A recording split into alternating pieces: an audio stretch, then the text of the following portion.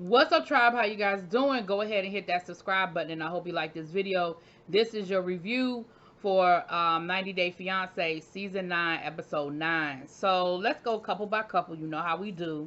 Bilal and Shanita. So Bilal has his kids for the weekend, and so we see where Shanita wants to cook with his daughter, and so they can bond and sort of have some time together to talk and get to know each other a little bit better. So, um, she's showing her how to clean the chicken, and she said you got to clean the chicken really good. You got to clean it, like you clean your lady parts. And I didn't think that what she was saying was ridiculous. I mean, it was it was a bit of an extreme of an example, but I didn't think it was out of line or inappropriate. And of course the daughter was like, "Oh my gosh, what she's saying is making me a little uncomfortable." And I'm like, "Y'all, that's a whole produced moment. It wasn't that deep." But anyway, they're cooking, and she's talking to her about, I when I asked you guys to call me, was it Zuma, which means mother in Arabic, and she was like, well, they're not comfortable with that. She said they call their stepdad by his first name, and they didn't think it was a big deal to call her by her first name. And she said, well, Bilal told me that might be a little bit much. That might make y'all uncomfortable. And the daughter was like, yeah, it's a little uncomfortable. She said, but I do want to find something other than y'all calling me by my name, because in my country, that's just not respectful. That's not what, children just don't call adults by their first name. And it's really not a big deal to use that word that she wants them to use. So it's a culture thing, because they don't want to call her anything that relates or is connected to the word mom. And her thing is, I don't see what the big deal is, whatever. So then she was talking to them about, which now this is the part of the conversation that I thought was inappropriate. She starts talking about their father, and the two of them sort of bond on the fact that their father is such a neat freak. And she was like, yeah, because he's always getting on me about my room being junky and my room not being clean. And she was like, I know, like, he's so fussy, he complains about everything, even the littlest things. Now, I didn't think that was appropriate. I don't think it's appropriate to talk to a child about the parent. Like, I just don't think that that's appropriate. But neither here nor there. So later on in the episode, we see that they go out to ride the little scooters or whatever. And of course, she was like, I've never ridden a scooter before. So she was feeling a little, some kind of way about riding this daggone scooter. She fell a couple of times. They thought it was funny, which, again, she ain't find it funny. But of course, kids are going to laugh like you out there looking crazy, and. So they sit down to talk. Her and Bilal sit down to talk. And she's trying to express to him, how she feels, where they are as far as their relationship. And she's talking to him about being the OCD and how he's a little extra sometimes. And he starts talking to her. Now, I agree with what she's saying. He has a very condescending tone. I don't know if he means it. I don't know if that's just how he talks to everybody. I feel like that's how he talks to everybody, because we've seen him talk to everybody like that. And that's probably why because his wife she seemed like a firecracker. She seemed like she don't put up with a whole lot of that. So that might be why, his wife was like, Bilal, stop. Like, we're not doing that. But, so she starts telling him that, he's condescending, and they end up having another argument. And he was like, I ain't never argued so much in my life. And she's like, this is ridiculous. Like, I don't understand why he doesn't, whenever I try to tell him something, he always feels like he has to lecture me or talk at me. And I don't like that, because they were talking about something. I don't remember what they were talking about now, but whatever they were talking about, he was trying to explain to her why and how she needs to do it differently. And she was just like, I don't like it. I don't like how he talks to me. I don't like the fact that he always feels like he has to explain to me or talk at me. And he didn't understand what she was saying, and it turned into a whole argument, and it just wasn't a good place. Like, they just didn't leave that in a good space. So then we have Jabril and Maoni. Child, we left off with them fighting in the studio. Him and David are still fighting in the studio, child. They end up making a song, though. Everybody calms down. They end up making a song. The song actually sounds pretty decent. I can hear it. It's very Black Eyed Peas ish. They have the lead singer. They have the rapper. They have the it has a very Black Eyed Peas lineup style lineup. But I thought it was cute. But later on, we actually see him talking to David, like, and they're actually having a conversation. And David was like, "Listen, I don't have no beef. The only beef that I have is that I feel like you have put your life on hold for this woman. And there's nothing wrong with being in love. There's nothing wrong with wanting to see your relationship work. But there is a problem with when you are neglecting everything to make that work. And I feel like that's what you're doing." And he tells him, he said, "Listen, I just feel like I'm caught in the middle. I feel like I can't make anybody happy. And, maybe we do need to push the wedding back. Maybe we do need to take our time and work through some things." And he does admit that he sort of quit the band and he sort of kind of stopped doing everything else and devoted all of his attention at Miona in this relationship. So he is admitting that, David is not crazy. He's not too far off the mark. But at the same time, it's like, but I guess it's like you're not too far off the mark, but at the same time, I don't really need you. The way you expressed it might have been, you could have expressed it better. We see Miomi, whatever the child name is. We see her looking for wedding gowns, and she's talking about how she doesn't feel like Jabri fights hard enough for her. He doesn't, when people come at him about her and their relationship, she doesn't feel like he fights hard enough to defend their relationship, which I disagree with. I think that's part of the problem. He's fighting everybody for you. But okay. Kobe and Emily, child. So Emily goes to her parents. Well, first of all, her and Kobe go horseback riding, whatever. She goes to her parents for money for this wedding. And she said, I know that it hurts Kobe's pride a little bit for me to ask my parents for the money. But, we need money for the wedding.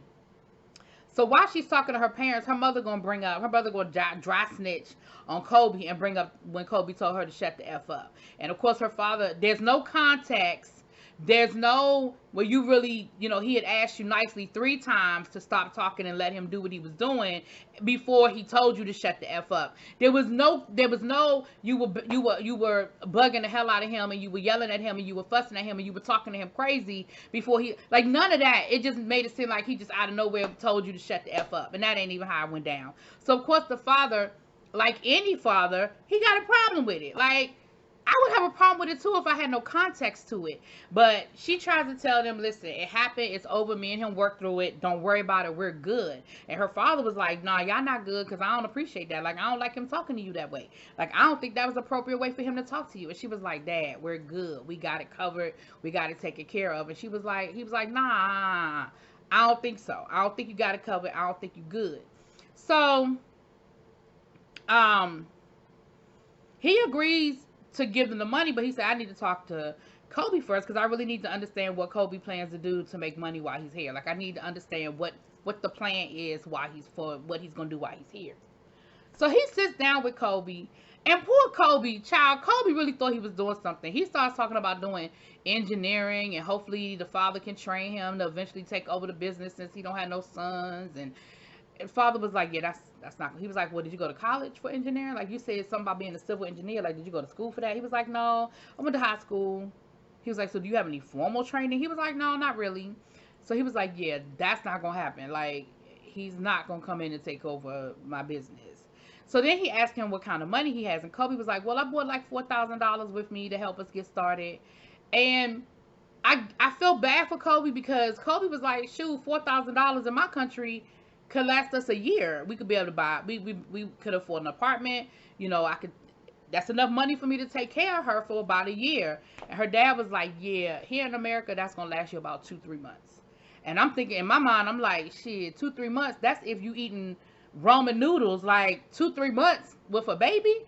I think that's an exaggeration too. But, so poor Kobe, who thought he had this great plan. He thought he came over here with a nice little nest egg. The daddy just bust his little bubble.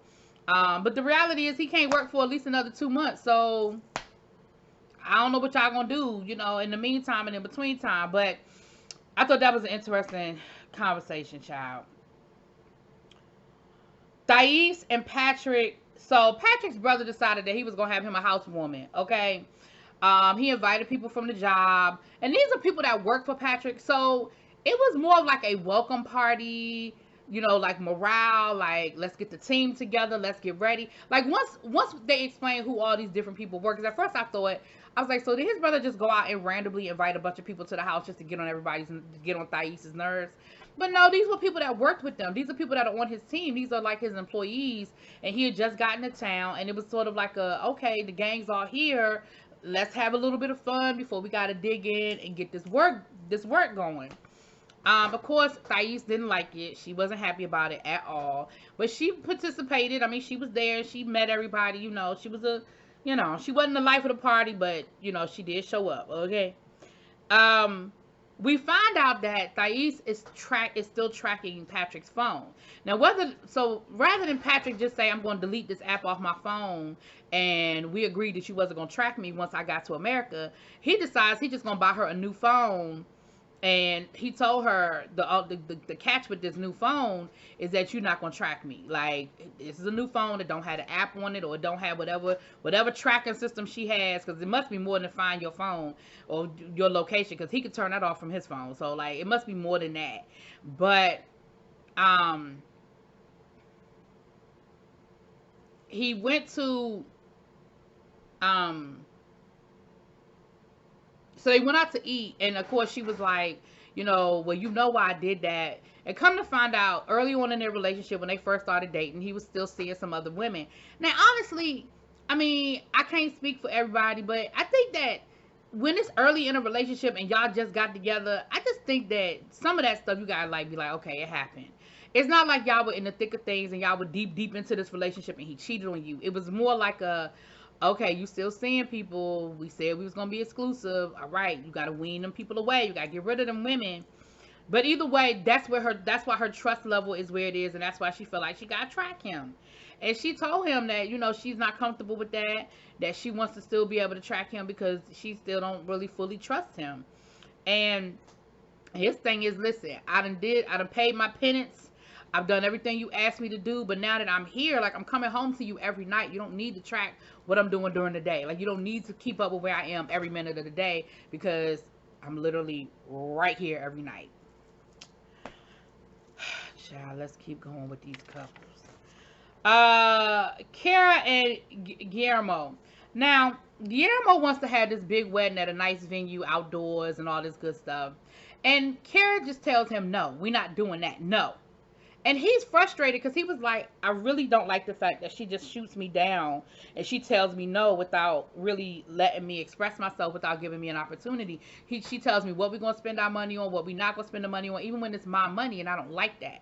And he was like, she wasn't like this when we were living together down in, where were they, in Mexico, Puerto Rico, wherever they were. It wasn't Puerto Rico. Wherever they were. He said she wasn't like that, and I just want her to go back to the way things were. Like, she wasn't just disrespectful and dismissive of me. And so she was like, you know what, fine. You want to go look at some venues? Let's look at some venues. So, of course, because she's trying to tell him the venues are going to be like $10,000. And he's like, well, I think it'll be like $2,000. And, of course, he has no concept. But there's a way that you allow him to find out without being that person. My mother always told me you got to let a man be a man. And in this situation, what you do is, you let him go look at some venues. You let him get the prices. You let him, and don't just take him to one. Take him to 2 or 3 places. Let him understand that these are the price points here in America, or in the area of America where I live. This is the high end. This is the low end. This is what we can afford. This is what we can't afford. Let's have a very simple wedding now. And if in a year from now, when we have more time to plan, you want something more expensive, sure, let's do that. But just telling him no off the bat and telling him, listen, I know it's going to be too expensive. No, we're not doing it. Let him find out for himself. Because once he went to that venue and looked at everything and saw the price point and heard what the lady had to say, he understood. But you kind of put him in a position where I know he felt bad. Like, now he feels stupid for arguing with you. But you could have just let him find out for himself. Like, sometimes you just gotta let people find out for themselves. Like, you don't have to always be, I'm right. I'm telling you. You might be right, but you gotta let people figure out for themselves. But anyway, Last but not least, we have Evie and Muhammad. Like, I'm not going to keep doing this with them. At the end of the day, Muhammad was mad because she was out with her friends. She told him she was going to be home at a certain time. She was later than that. And at the end of the day, he wanted her to be a Muslim woman that caters to him, cooks for him, cleans for him, takes care of his every need, wipes his ass, and follows all of the Muslim laws except for premarital sex, because he's fine with that. He just has a problem with everything else. But premarital sex, he don't have a problem with. And let's move on. And Evie is like, but no, I don't want to be that person. I'm a woman. I'm an independent woman. Blah, blah, blah, blah, blah. And he was like, but you ain't say all of that. And listen, I believe Muhammad. I believe that Evie said exactly what Muhammad said she said. Because, again, like I said, I used the example of her going through her closet before he even got there to get rid of certain clothes because she told him that she would be a little more conservative. I believe everything he's telling her. Because, see, Evie, what you thought you did was you thought you went and found yourself a little naive, gullible, young little boy who was a virgin. You thought you whipped it on him. And you whipped it on him so good that he was going to get to America. He was going to be so caught up in that and your good stuff that you was going to be able to convince him to stay with you. That's what you thought was going to happen. But that ain't what you got, ma'am. That is not what you have. Anyway, that was that episode. Y'all let me know what y'all think. I'll talk to y'all later. Peace.